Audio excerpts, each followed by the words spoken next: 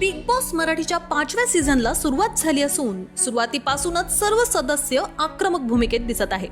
Big बॉसचं घर म्हटलं की वाद, राडे आणि रडारड पाहायला मिळते. बिग बॉस मराठीच्या घरामध्ये सध्या कॅप्टन्सी टास्क सुरू आहे.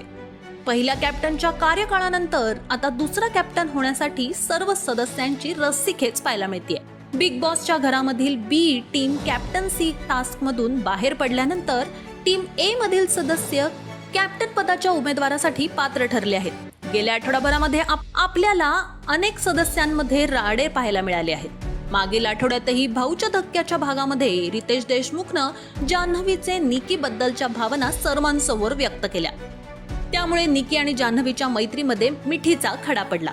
त्यासोबत घरामध्ये असलेल्या 2 छोट्या पाहुण्यांच्या टास्क दरम्यान वर्षा उसगावकर सर्व सदस्यांना, खासकर निकीला भरपूर टोमणे मारते.